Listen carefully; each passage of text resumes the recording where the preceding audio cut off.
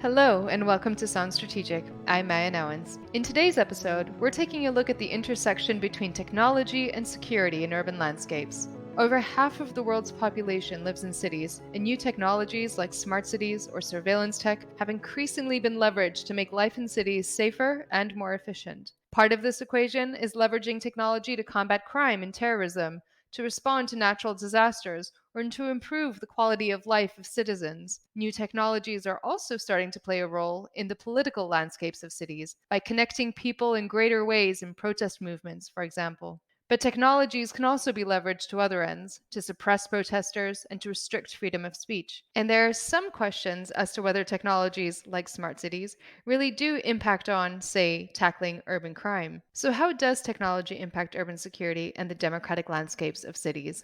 With me today to discuss this topic is my colleague Dr. Samir Puri and my former colleague and podcast host, Antônio Sampaio. Samir is the IISS Senior Fellow in Urban Security and Hybrid Warfare, based in the IISS Asia office in Singapore. He's responsible for furthering research within the IISS on hybrid warfare, urban security, and armed conflict. Samir has a background working in government and academia, and recently published a chapter titled Urban Security Challenges in Asia in the 2021 Asia-Pacific Regional Security Assessment. Antonio is Senior Analyst at the Global Initiative Against Transnational Organized Crime, where he examines urban armed conflict and non-state armed groups and their impact on governance and security. He also studies conflict economies and the roles of cities in wars. Prior to his current role, Antonio worked at the IISS within the Conflict Security and Development Program in London for 9 years.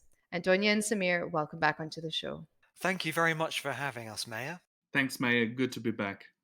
Samir, technology seems to be a constant topic of discussion these days and impacts nearly every aspect of our lives. So, why is it worth talking about the intersection between technology and urban security? The urbanization in the world is something that's carrying on at pace. This is probably the first part of the equation. More people live in cities now than have ever lived, or in cities or in other sorts of urban spaces. And at the same time, the penetration of the internet and the ubiquity of smartphones, again, something that's almost so close to our daily lives we fail to notice it, is creeping up ever more.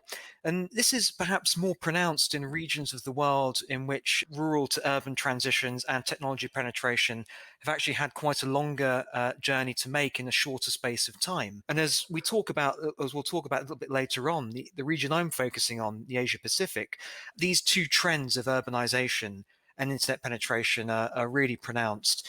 What does that mean for security? Well, there are lots of technologies that we're now routinely seeing that are designed to optimize efficient urban living. Really simple things such as the smartphone apps that we have in some countries, of provision of government services through apps, through sort of arm's length technological connections with citizens. There's the potential for these to be dual-use technologies, potentially usable in whether social control by the government or whether organizing protests against the government. So we've got one sort of theme, which is protesting. But on the other hand, we've also got the ability to develop modern technology specifically with the aim of creating insecurity, whether that's through theft, whether that's through denial of service attacks, and so on and so forth. But the barriers to entry are dropping, the ubiquity is increasing, and just a number of people around the world that these themes are relevant for is always on an upward trajectory.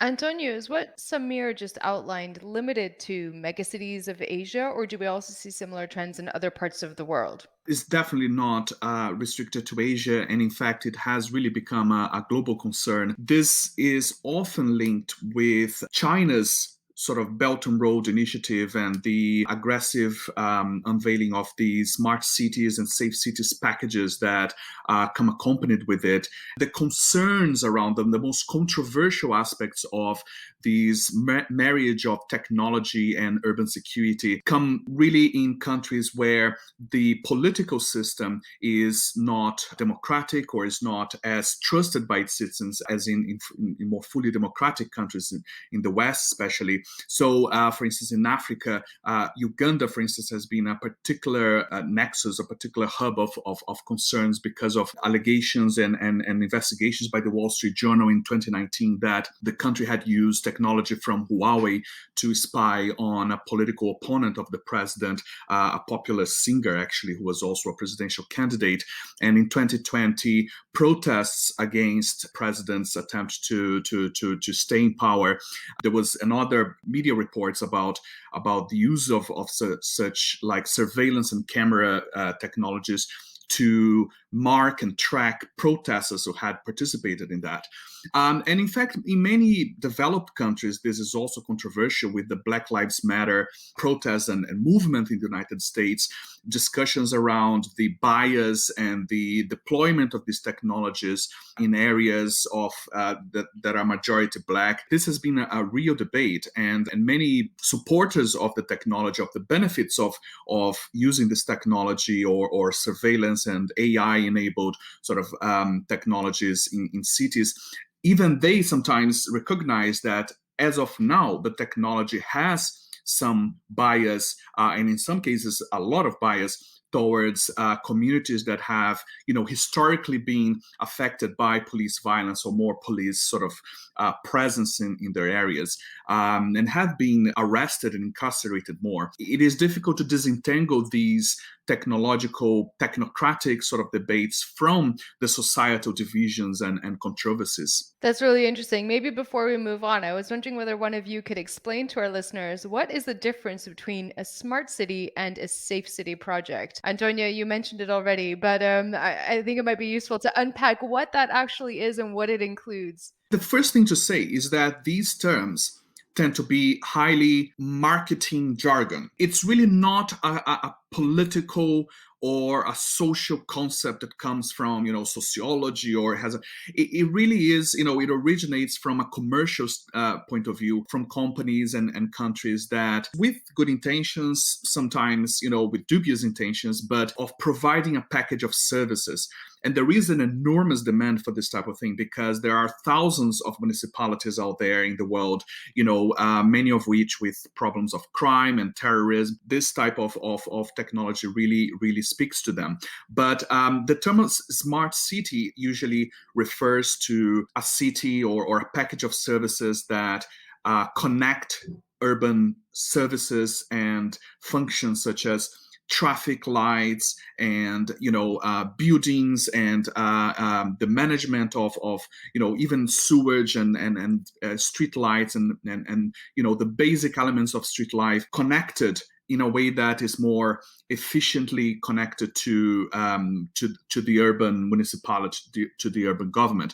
Whereas safe cities is very often part of the smart cities package, but speaks more to the security elements against crime and against sometimes and increasingly now in terms of counterterrorism as well. It usually refers to surveillance cameras, now increasingly AI-enabled facial recognition technologies, really a package of services that are connected and controlled by, and that's the key part. Inevitably it is controlled by governments, be them local, usually local, but in the case of the African countries that I manage that are semi-authoritarian, sometimes authoritarian, also linked to national security infrastructure that causes concern to activists. I would just add very quickly that whilst there might be quite a lot of technology that only the governments control, at the same time, citizens and consumers are also empowered by their own consumer technology as well, which is marched forward at a very quick rate and sometimes actually outstrips or is able to somehow balance against the capabilities that are being procured at the national level as well. And just for our listeners' understanding, safe cities is a term used most prominently by Huawei for its products related to surveillance technologies. Is there any evidence that these technologies, like smart cities and safe cities, actually make urban environments safer against crime, for example? Do they have that positive impact that's been alluded to? Well, of course, that depends on how you define crime. It's interesting you mentioned Huawei just then, because, of course, if you're sitting in the Chinese government, you define crime in ways that would certainly relate to certain types of protesting. You'd certainly be very concerned around expressions that could be interpreted as supporting separatism. These are all crimes that are actually quite keenly felt in that part of the world, which in other parts of the world wouldn't necessarily register as a crime. But in terms of the everyday countering of crime, you're talking about the sort of theft, extortion, burglary, these sorts of things.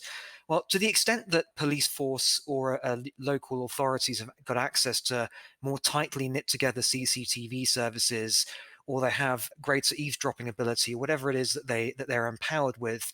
That's on the one hand, it might reduce the investigation speeds. It might mean that fewer people are required to trawl through CCTV footage if there's an AI algorithm that's able to scan it for facial recognition, these sorts of things. But at the same time, there's always the thing with modern technology and these advancements is for as much as it sort of allows for the authorities to achieve security, it increases sort of the attack vectors and the sort of the vulnerabilities of the systems as well, because it allows for potential wrongdoers many more ways of actually seeking to engage in theft, seeking to spread hateful messages, however that's defined or determined by the government in question. So I wouldn't say it's an arms race, Mayor, but it does sort of feel as if for every advancement that's made on the one side, there's always going to be a new technology, a new app, something that maybe is developed by a startup, something that's accessible in another jurisdiction, that the internet allows you to reach outside of your borders and pull into the debates or the situation you have in your own country, that might then accrue an advantage for those who are seeking to perpetrate crimes, again with a caveat. It depends on how crimes are defined. And Antonio, do we also see the limitations of the positive impact of these technologies on crime in some of the work that you've covered? The effectiveness of these technologies, especially the AI elements of them, the facial recognitions, the ones that are currently discussed as the most sort of exciting ones and also the most concerning ones, the sort of facial recognition technologies, they are still in tests. So, for instance, in the city where I'm speaking to you from, London, it is currently trialing a service provided by NEC for facial recognition, live tracking of faces, in the crowd from CCTV cameras, matching those faces with a database of wanted suspects or people in the counter-terrorist sort of watch list.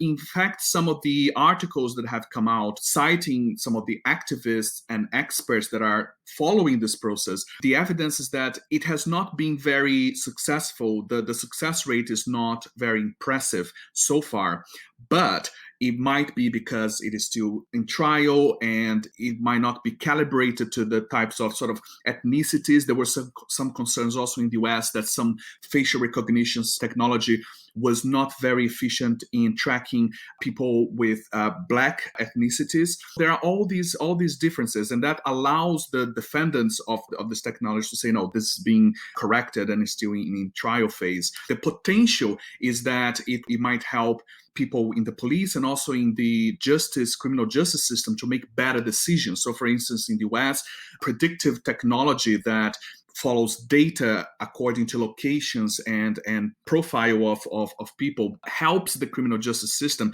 or so is the argument, that helps judges and other criminal justice people to make better decisions about parole for suspects and for people in prison, to whether they are likely to commit crime again. And then the preoccupations around bias and the fact that Black populations have been much more followed by the police and by the criminal justice system, that the technologies, the databases will tell the software that the people in those communities will commit more crime. So this sort of bias is inherent to the process. So it is really difficult to say, it has been effective, it has not been effective.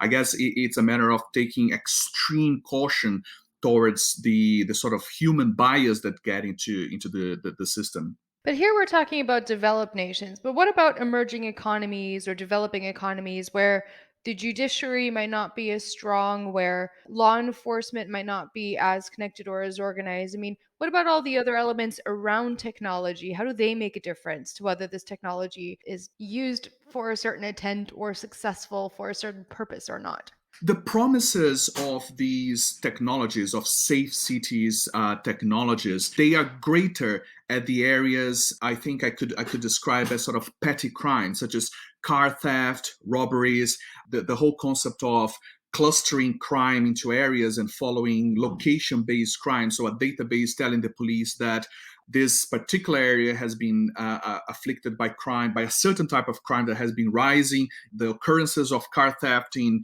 this very small area has been rising over the past few weeks. So it's likely that, people will commit more of these crimes in the near future in that area. So I will dedicate more of my sort of police vehicles and resources to that area. So it greatly helps police agencies to make better administrative and, resource allocation decisions. What is not, especially in developing cities, developing country cities, what is not so clear is whether this type of technology will help them in the more structural, really difficult problems of security from a sort of a social political sphere, in the sense that these cities are really split into areas of, middle class and wealthy areas, low income areas that have historically been sort of excluded and marginalized from public services, from opportunities, economic opportunities, etc. In terms of the sort of parallel sort of forms of power and governance that appear in those areas in the form of gangs, vigilantes, militias.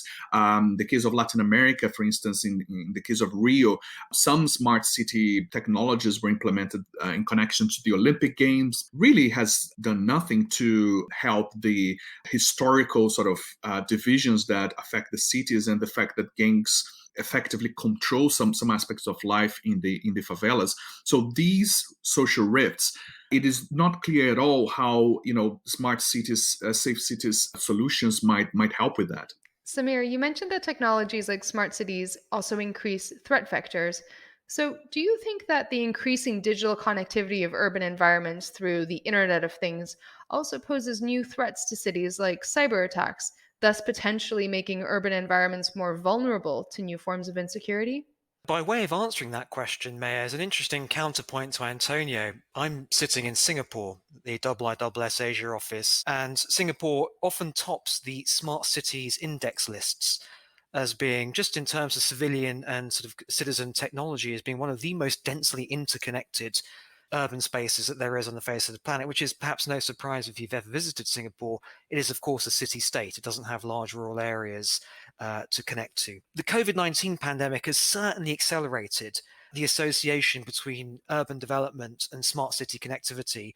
Well, this is just everyday life for all of the listeners, because you can imagine the emphasis it's placed on linking, for example, public health services in cities to citizens, and being able to allow citizens to work effectively without leaving their homes, if they're so able to do so. And cities and spaces that have the infrastructure to allow for that, of course, have not so much prospered, but able to weather the pandemic storm.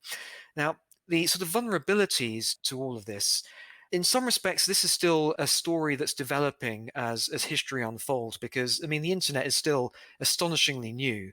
I know it sounds like a very strange thing to say, but it's only 20 years or thereabouts since we started going from dial-up to broadband, and it's barely a dozen years since the smartphone started to become more ubiquitous consumer technology. So we're still, as a species, we're still learning as we go in terms of understanding how deep those vulnerabilities are. Nary a day goes by where you don't learn of another cyber attack against some sort of infrastructure in your country or a neighboring country or somewhere. And we're getting to the stage now where understanding what a tolerable level of cyber hacking, of interference, of attempted theft, of moments of extortion that maybe either succeed partially or succeed fully, and yet the service is denied, then it sort of restarts, sort of stop-start. It's a new phenomenon, and websites going down, websites coming back up, all this sort of thing is something that we take in our strides generally, and then every now and again something like the Colonial Pipeline cyber attack takes effect, and then all of a sudden you do stop and you think, well, this is actually a portent of how large this could be. So of course, no one can predict how bad this will get, and I'm sure if you're designing smart city systems and infrastructure that's heavily reliant on the Internet of Things, you'll need to do a couple of things. Firstly is protect it against cyber attacks, but next build in redundancy, so that there is almost an expectation that there may be an attempt to deny service or an interruption of service. And finally, a very good sort of observation came out of a recent IISS event, which I won't go into, talked about manual labor skills. So building the redundancy in especially infrastructure to be able to allow an engineer to physically go to a terminal, restart a system, or perhaps even engage in a very low-tech alternative way of allowing the system to function. Because of course we can all imagine in our dystopian dystopian collective imaginations of, God forbid, a hospital or other sorts of critical pieces of city infrastructure being brought to a total standstill.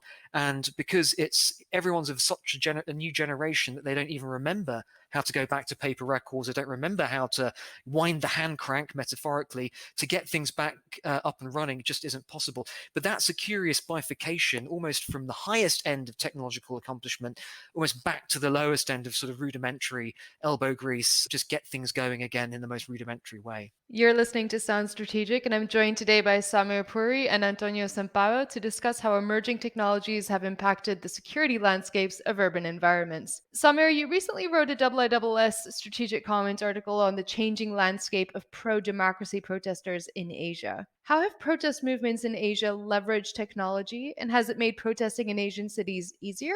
Well, this is a really interesting real-world event that's sort of been breaking out for the last couple of years. Listeners will be very aware of the Hong Kong protest 2019 to 2020, but also the Thai student protests that started in 2020. And of course, the Myanmar protests against the coup began after the first February 2021 coup. So in 3 different spots across the sort of the broader sort of Southeast and East Asian region, we've got these mass protest movements that have taken to the streets, totally disconnected reasons, and they're totally separate protests. I'm not saying that they're linked in any other way. Technology has done a couple of things for these protests. Firstly, it's enabled the protesters to mobilize, utilizing sort of the language of the sort of millennial Gen Z generation, the flash mob, which just simply means coordinating your movements to converge in a particular spot and then to engage in protesting activity, or maybe playing music, maybe giving speeches, whatever you're doing to express your discontent with the political regime.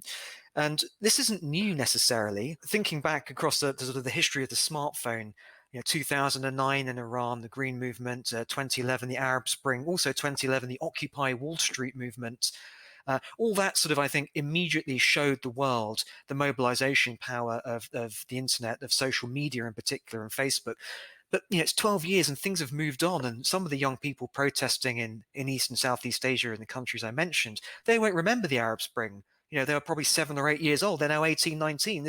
So where they're at now is being able to utilize apps such as Clubhouse, which the Thai government moved to ban because Clubhouse, which is effectively hosts like sort of, imagine Hyde Park Speaker's Corner, but for the internet, for you listeners who don't quite know what it is. And it's just the ability of someone to host a small discussion seminar and then have other netizens sort of beam in and join them.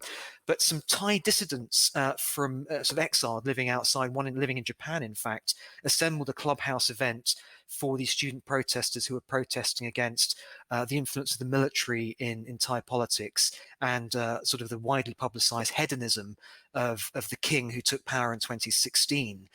Other things that they felt brought shame and brought an air of unwanted authoritarianism to Thailand.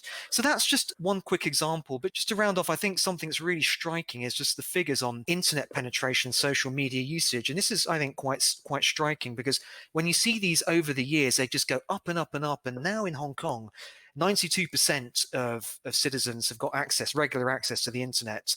Taiwan, it's 90%, where a lot of Hong Kong protesters fled to when the national security law descended after the Beijing authorities and the SAR authorities brought this in 2021. Thailand, it's just under 70% internet penetration. And even in Myanmar, where the urbanization is not as far advanced, it's 43%. But this is almost doubled compared to just around a decade ago. Those aren't the exact statistics. They more or less paint sort of a mental image as to how many more people have access to the internet on a daily basis. And I think as a concluding thought on this, some listeners might be aware of the Milk Tea Alliance. It's a hashtag Milk Tea Alliance.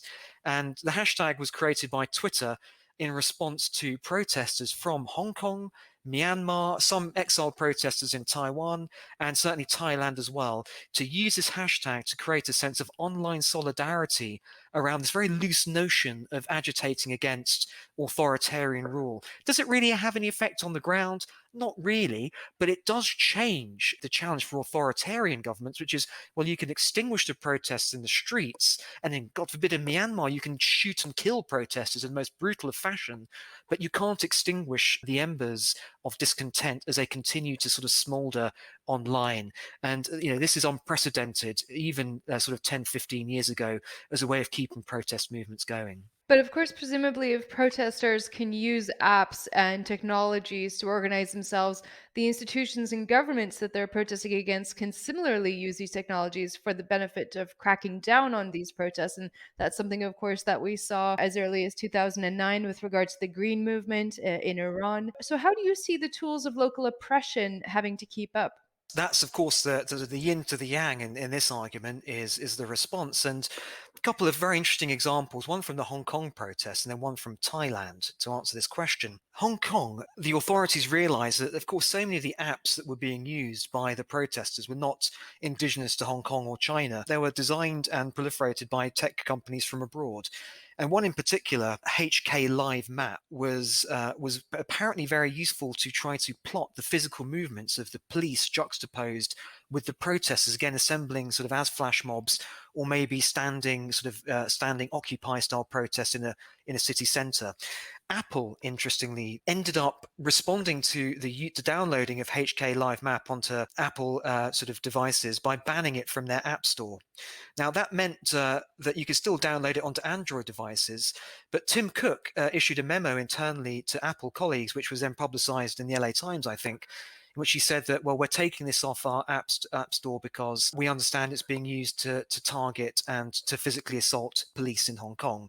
Not saying I'm siding with the Chinese government, simply saying it's a party to some sort of violent counteractions and against the Hong Kong police.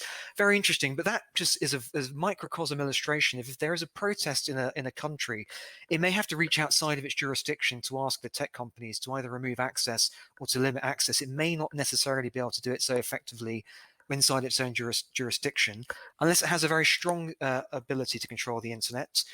And one final example from Thailand.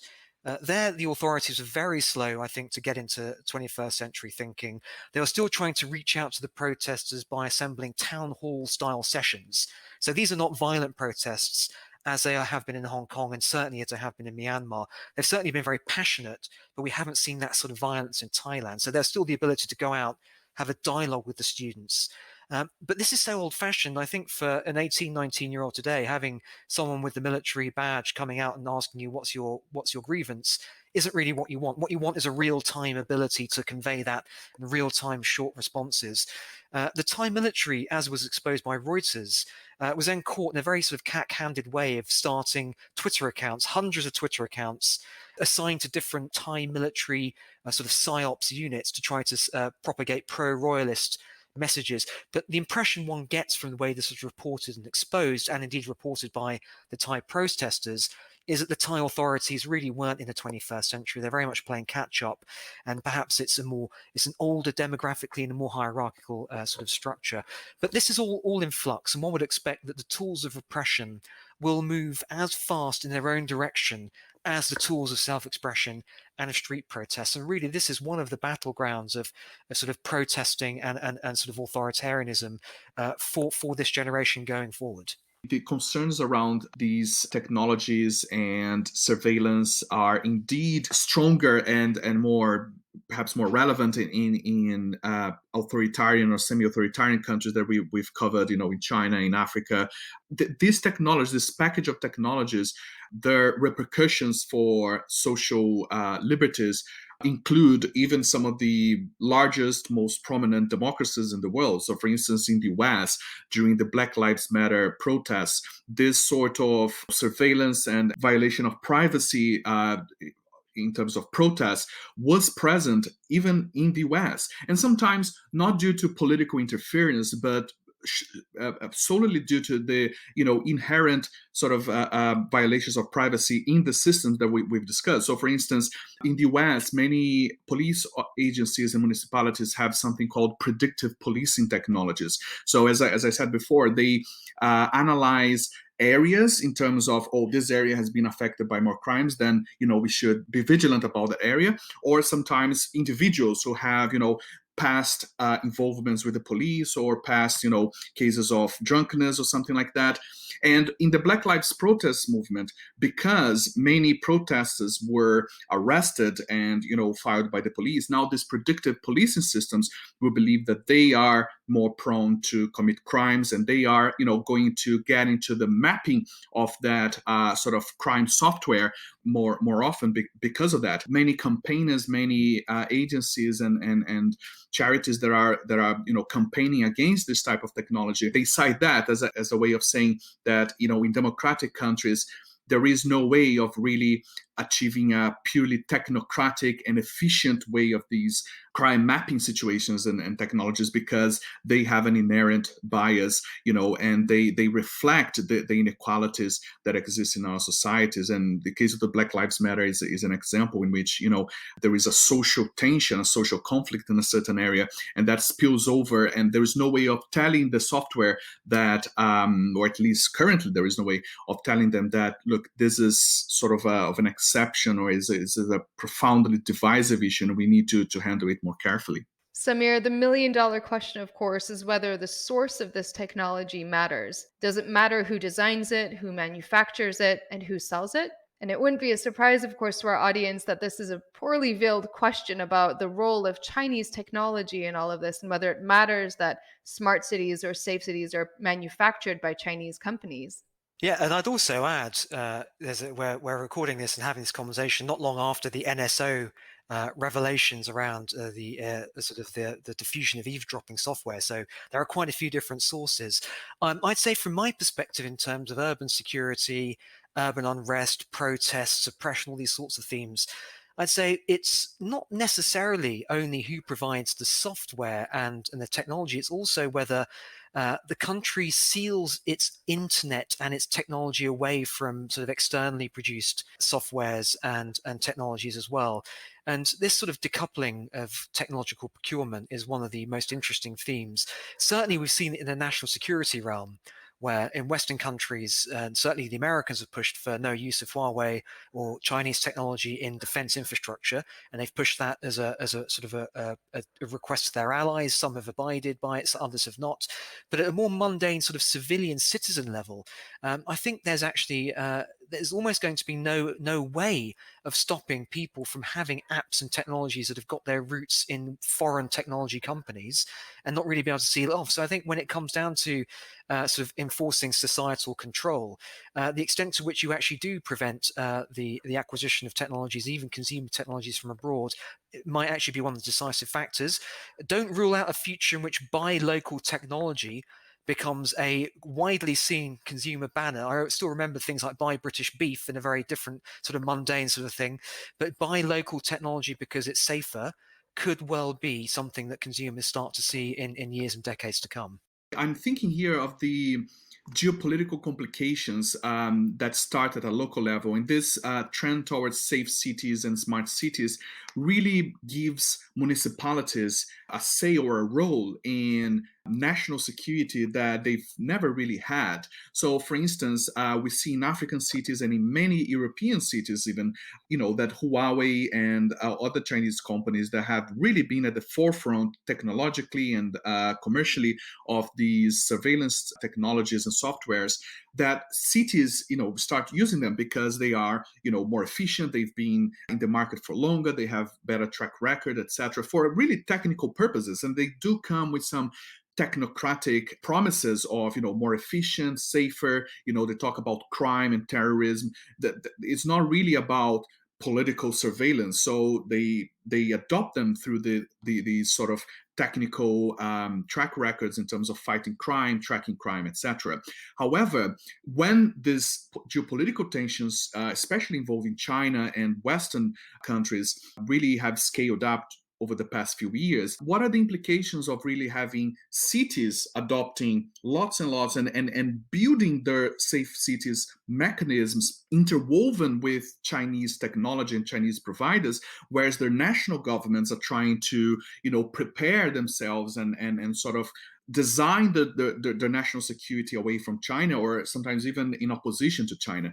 What are the implications for municipal versus federal sort of interactions in the public security realm? And in the case of developing countries that have been, especially Africa, there has been sort of a stage for geopolitical competition. Does the fact that many cities have gone for Chinese technology, does that give China an edge? And how should Western governments sort of respond?